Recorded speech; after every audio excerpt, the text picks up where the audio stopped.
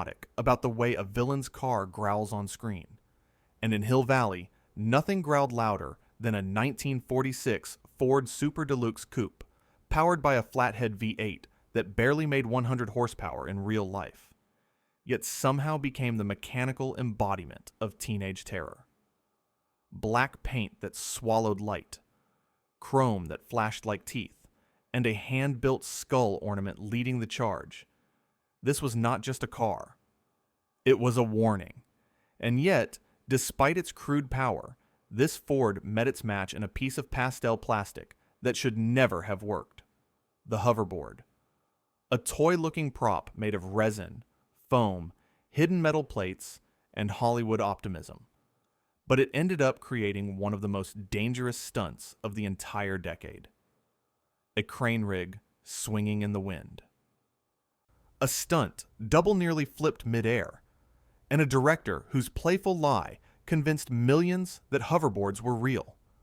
Today, we are tearing open the 20 weirdest truths behind Biff's infamous Ford and Marty's impossible hoverboard, beginning with a fact so shocking, the entire production only dared to attempt it once. Number 20. The one-take manure explosion. The most shocking moment in the entire trilogy was never meant to be repeated. The infamous manure crash, the scene where Biff's 1946 Ford Super Deluxe explodes into a tidal wave of fake dung, was designed as a one-take gamble. The crew mixed hundreds of pounds of faux manure made from straw, sawdust, colored mud, and thickening additives to create the perfect, disgusting splash. Cameras were sealed in plastic, microphones were wrapped like they were heading into a storm, and the stunt team rehearsed the timing again and again. The Ford used for this moment was sacrificed on purpose. Its fate sealed the second it rolled toward the truck. If the angle was wrong, if the splash didn't cover Biff's windshield, if even one camera failed, the production would have lost the car, the setup, the entire day, and tens of thousands of dollars. Fortunately, or unfortunately, depending on who had to clean the set, the one-take gamble worked, and Hollywood history was born in a single explosive moment of cinematic filth. Number 19. The Ford destroyed beyond repair. What the audience never sees is the brutal aftermath hidden behind that legendary manure shot. The Ford that slammed into the truck was not dented, bent, or repairable. It was destroyed beyond salvation. The force of the impact crushed the front frame, snapped several mounting points, and shattered the fiberglass stunt panels that had been fitted specifically for this moment. Even the suspension collapsed under the weight of the collision and the heavy, wet manure mixture pouring over the hood. Crew members described the stunt car as folded, a mangled shell that no longer resembled the proud villain car introduced earlier in the film. Once the camera stopped rolling, the car was quietly pushed aside, never to be used again. It became a one-scene martyr, built for the single purpose of dying in spectacular, messy fashion. Many fans assumed the production simply washed and reused the same Ford throughout the trilogy, but the truth is far more dramatic. At least one car gave its life entirely for that unforgettable splash. Number 18. The dangerous hoverboard crane spin. While the manure crash was messy, the hoverboard chase was genuinely dangerous. The illusion of Marty gliding inches above the pavement came from a high-tension crane rig that lifted the stunt performer using a network of cables. On calm days, it worked beautifully. On windy days, it turned deadly. During one rehearsal, a sudden gust struck the performer from the side, twisting the cable system and spinning the stunt double nearly sideways in midair. Crew members rushed to stabilize the rig before it collided with a beam on the backlot set. Production had to halt multiple times because even a mild breeze could send the board drifting off its intended path, risking injury or ruining the shot. The hoverboard itself was a lightweight resin prop reinforced with metal plates, meaning if it hit someone at speed, it would hurt. Behind the camera, the chase was a balancing act between physics, gravity, and pure luck. and the fact that the scene looks effortless on screen is a testament to just how much went right, and how much almost went very, very wrong.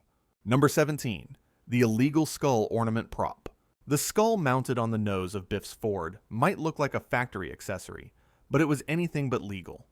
The production team hand-built the ominous ornament using lightweight resin and thin metal so it would appear dangerous without actually putting actors at risk. The challenge was creating something that looked threatening on camera while avoiding real-world safety violations. A genuine metal skull could have pierced through stunt mats or damaged other vehicles during rehearsals, so the prop crew sculpted a hollow version, painted it to mimic aged steel, and attached it to a custom bracket engineered to snap off under impact. During close-ups, the art department even applied subtle weathering, so the skull looked like it had survived years of street brawls. Ironically, although the skull icon became one of the most memorable visual trademarks of Biff's car, the crew constantly had to check it between takes because it wobbled or detached easily. It was designed to fool the camera, not the laws of physics. And to this day, many fans still believe it was a genuine aftermarket accessory, never realizing how fragile the real prop actually was. Number 16. Zemeckis hoverboard hoax. One of the strangest pop culture waves of the late 80s began with a single tongue-in-cheek remark. During a television interview, director Robert Zemeckis jokingly claimed that hoverboards were real products developed by a toy company, but blocked from public release due to safety concerns. The comment was delivered with a straight face and a mischievous tone, and millions believed him instantly. Toy stores received phone calls for weeks. Parents demanded hoverboards for birthdays. Even news outlets repeated the claim before anyone realized it was a prank. The studio had to issue clarifications, and Mattel publicly denied ever producing floating boards, but the myth had already spread like wildfire. In a pre-internet era, the idea of a forbidden futuristic toy felt irresistible. Ironically, the lie boosted the movie's cultural impact, turning the hoverboard into a symbol of the future we were promised but never got. Few movie props have ever caused that level of nationwide confusion, proving once again that Hollywood magic does not end when the cameras stop rolling. Sometimes it starts in an interview chair. Number 15. The dubbed fake engine sound. To make Biff's Ford sound menacing, the filmmakers ignored the real engine entirely. A stock flathead V8 from 1946 produced a humble 100 horsepower and a soft, throaty rumble, far too gentle for a cinematic bully. So the sound team built an audio illusion. They layered recordings of high-compression V8s, deep intake growls, and even modified motorcycle revs to create a snarling, oversized monster that never existed under the hood. Every time the Ford appeared on screen, its exaggerated growl announced Biff's presence long before he entered the frame. Interestingly, some of the sound layers were repurposed from other Universal films, including effects originally recorded for action sequences involving completely different vehicles. It was Hollywood mythmaking at its finest. A mild, aging coupe transformed into an auditory nightmare. Fans who saw the car at exhibitions were often shocked at how quiet it really was. A reminder that in cinema, the ear can be fooled just as easily as the eye. Number 14. The many versions of the hoverboard.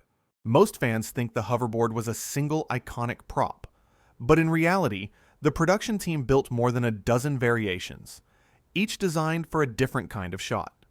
The hero board used for close-ups was made from resin with high-quality decals to look flawless under studio lighting. The stunt boards, however, were reinforced with hidden metal plates, so they could survive the strain of wire rigs, pulling the performers across the backlot. Lightweight foam versions were created for scenes where the board needed to be thrown, grabbed mid-run, or carried by actors for long takes. Even the underside patterns varied, depending on whether the camera would ever catch the bottom during a stunt.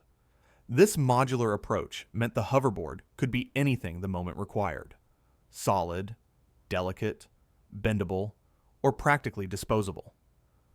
Ironically, the board that became a pop culture fantasy was never one object, but a small army of props working together to maintain the illusion. If one broke, another took its place within minutes, proving that the legend of the hoverboard rested not on magic, but on meticulous prop craftsmanship. Number 13. Fiberglass panels for controlled breakage. To survive the film's demanding stunt work, Biff's Ford required major modifications. Several of the car's outer panels were replaced with fiberglass replicas, not only to reduce weight, but also to ensure predictable breakage during collisions. Metal panels could bend inconsistently or create dangerous shards, while fiberglass could be molded to crack in a controlled way, allowing the stunt team to choreograph impacts safely. On camera, the difference was invisible, thanks to careful paint matching and chrome striping done by the art department. Some panels were even duplicated multiple times in case repeated takes were necessary. Although the Ford appears menacing and heavy on screen, the stunt version was essentially a hollow shell built for destruction. It only needed to look intimidating, not survive the abuse.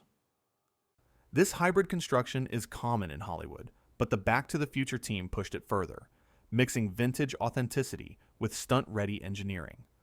The result was a car that could smash, bend, break, and splinter on cue, all while still looking like the hulking villain machine that terrorized Hill Valley. Number 12. The high-tech crane rig behind the chase. The elegant glide of the hoverboard chase hid an incredibly complex piece of machinery, one of the most advanced crane rigs used in 80s filmmaking. The rig lifted the stunt performer using a multi-cable harness system that allowed slight tilts and directional shifts, giving the illusion of flight while keeping the performer suspended just above the pavement. But this sophistication came with extreme sensitivity. Even a gentle sway in the rig's central arm could throw the performer off balance, forcing multiple resets. The system was originally developed for high-budget fantasy productions and rarely used for fast-paced action sequences due to cost and complexity. Back to the Future pushed it to its limits, testing camera angles, wind conditions, and timing to maintain the illusion of smooth hovering. When everything aligned, lighting, cables, wind, camera movement, the effect was magic. When it didn't, the stunt team found themselves fighting against physics in a battle the audience would never see. Number 11. Hollywood's fake manure recipe. The infamous manure mixture had to meet a surprisingly long list of requirements. It needed to flow like real sludge, cling to surfaces for comedic effect, be completely non-toxic, wash off costumes without staining, and remain safe if it splashed into the actors' eyes or mouths. To achieve this, the effects team created a custom recipe using straw, sawdust, dyed mud, and thickening agents borrowed from food industry gels. The mixture was mixed in huge tubs behind the backlot, where crew members tested its consistency with shovels like bakers checking dough. The biggest challenge was maintaining the same look across takes, especially under hot-set lights that dried the mixture quickly. Assistants constantly rehydrated the vats with water and pigment to keep the manure camera ready. The result was a substance disgusting enough to make viewers gag, but gentle enough to meet safety standards. It became the star of the show, without ever being real. Number 10. The modified manure truck dump system. The manure truck was not a functional dump truck at all. Its bed was modified specifically for the gag, built with a hidden release system that allowed the entire load to spill in one massive burst. Real dump mechanisms were too slow and unpredictable for comedic timing, so the effects team engineered a quick drop gate controlled by a crew member off camera. The interior of the truck bed was coated with a slick material to make sure the mixture wouldn't stick or clump during the release. During rehearsals, they tested the flow repeatedly, adjusting the thickness of the mixture, the angle of the bed, and the timing of the drop. The goal was simple: create a wall of manure that would swallow the Ford on cue. The result is one of cinema's greatest slapstick disasters, delivered with surgical precision. Number 9. Why Thomas F. Wilson never drove the stunt car. Despite how confident Biff looks behind the wheel, Thomas F. Wilson, the actor who played him was not allowed to perform the dangerous driving scenes. The stunt Ford was unpredictable, especially once its fiberglass panels and weakened stunt components were installed. Even minor bumps could cause pieces to snap off in unsafe ways. For scenes involving precise timing, drifting, or high-risk turns, a professional stunt driver took Wilson's place, often wearing a wig and padded jacket to match Biff's bulky silhouette. Wilson has joked in interviews that the stunt Ford was held together by hope and touch-up paint, and that he preferred letting the professionals handle anything more intense than parking. Ironically, the character of Biff is portrayed as a fearless street bully. Yet the real Ford was so fragile in stunt form that even a confident driver would have struggled to control it. Movie magic made it look powerful. Reality made it a delicate, booby-trapped prop with 4 wheels. Number 8. The interior car set built on stage. Many interior shots of Biff's Ford were not filmed inside the real car at all. Instead, the production built a partial replica of the cabin on a soundstage, complete with detachable roof sections, removable doors, and camera mounts hidden behind the dashboard. This interior set car allowed the crew to move lights freely, adjust angles impossible inside a real coupe, and record dialogue without the echo and vibration of an old metal cabin. The fake interior even had exaggerated space around the actors so the camera could push closer without bumping into them. Meanwhile, the exterior Ford was filmed separately, and the two elements were stitched together seamlessly in editing. This technique is common today, but at the time, it was an ambitious solution for a teen comedy. The result is so convincing that most fans never realize they're seeing 2 different cars. One built for looks, the other built for filmmaking freedom. Number 7. The Ford's repainted jet black finish. The sleek, sinister black finish of Biff's Ford was not the car's original color. In fact, the 1946 Super Deluxe models rarely came in deep black from the factory. The production repainted the car multiple times to achieve the exact shade that would photograph well under variable lighting conditions. Under bright sunlight, the first paint job looked flat and grayish on camera. Under night lighting, it absorbed too much detail. The art department experimented with layered coats, metallic undertints, and glossy sealants until the Ford appeared jet black, but still revealed enough contours for the audience to recognize its shape during fast-moving scenes. Maintaining the paint between takes became a constant battle. Dust, manure mix, and stunt collisions repeatedly damaged the finish. Crew members performed touch-ups daily, sometimes several times per shooting block. The intimidating look that defined Biff's persona was not a factory choice, but a carefully engineered visual illusion. Number 6. The 3 Fords used in the trilogy. Contrary to the belief that one iconic Ford carried the entire trilogy, the production actually relied on at least 3 different cars. Each served a distinct purpose. The hero car appeared in beauty shots, close-ups, and scenes requiring pristine detail. The stunt car handled collisions, fast turns, and physical abuse, built with fiberglass panels and reinforced mounts. And the manure car existed solely for the catastrophic dump scene, engineered to be destroyed. Some shots even used hybrid builds, swapping doors or hoods between the cars to keep continuity consistent. This modular approach ensured that if one car suffered damage, filming could continue with another almost immediately. Fans often assume a single legendary car survived the whole franchise. But the truth is that Biff's Ford was an ensemble cast of machines, each playing its part in the illusion. Number 5. Hoverboards with hidden wheels. Although none of the hoverboards could actually fly, some versions were designed with tiny, hidden wheels to simulate gliding across smooth floors. These rolling boards were used for shots where Marty needed to gather momentum or appear to skim effortlessly over flat surfaces without relying on the crane rig. The wheels were recessed into the underside and positioned so the camera would never catch them unless viewed from a very low angle. These boards gave the actors something physical to balance on, making their movements look more natural than when suspended entirely by cables. They were particularly useful for scenes where Marty steps onto the board, pushes off, or performs small directional shifts. It is one of the clever tricks that made the hoverboard feel real. A fusion of practical mechanics and camera misdirection that convinced generations that a toy could defy gravity. Number 4. The Ford's Blink and Gone cameo in Part 3.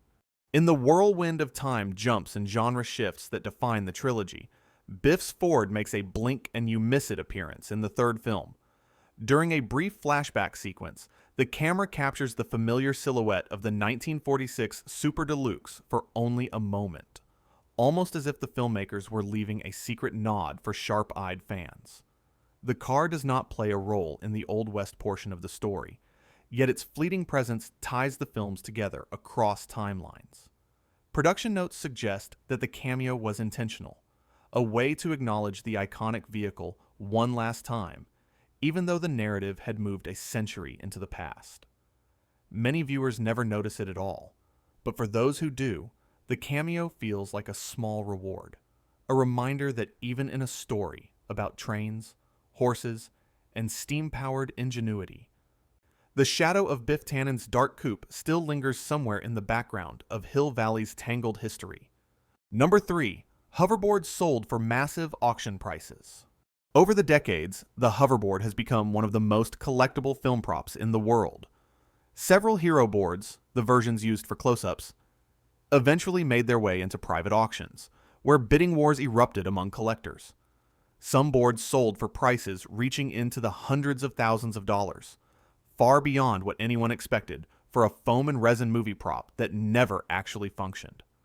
The value comes not from materials, but from cultural impact. The hoverboard symbolizes a future that audiences desperately wanted to believe in, and owning one feels like holding a piece of that promised world. Auction houses often display the boards in glass cases, lit like rare artifacts. Every scratch or production mark becomes part of the story. Proof that this simple pink plank helped define an entire era of cinematic imagination. For many collectors, it is the holy grail of 80s memorabilia. Number 2. The hidden bee in the chrome grille. Hidden beneath the aggressive chrome grin of Biff's Ford lies a tiny inside joke crafted by the art department. While redesigning the grille, the team subtly bent one of the thin chrome ribs into a shape that resembles the letter B, a quiet, almost unnoticeable tribute to Biff Tannen himself. The modification is so subtle that even fans who have stared at the car for years often miss it. It does not appear in every Ford used in the trilogy, only in select hero shots where the customized grille was installed. The designers reportedly added the flourish during a late-night work session, amused by the idea that Biff's ego was so enormous it could be reflected in the car's own teeth.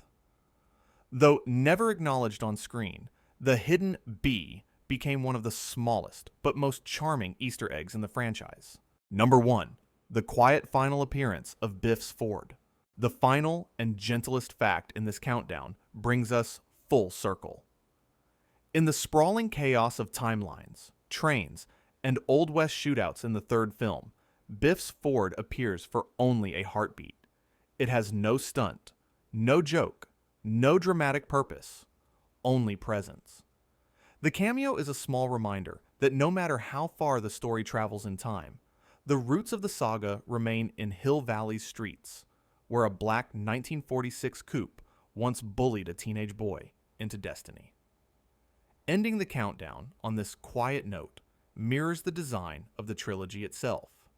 Spectacle on the surface, sentiment beneath. Even the loudest movie cars have soft echoes when the engine goes silent. In the end, Biff's menacing 1946 Ford and Marty's impossible hoverboard remind us why Back to the Future endures. One is a relic of brute force, all chrome teeth and black paint. The other is a symbol of the future we once believed was just around the corner. Both became icons, not because of what they were, but because of what they made us feel. If you enjoyed uncovering these strange and surprising truths, let me know Which one caught you off guard the most? The one-take manure disaster, the dangerous crane rig, or the hidden details tucked under chrome and resin? And if you want more deep dives into the most legendary vehicles in film and television, make sure to subscribe. Many more stories are waiting under the hood.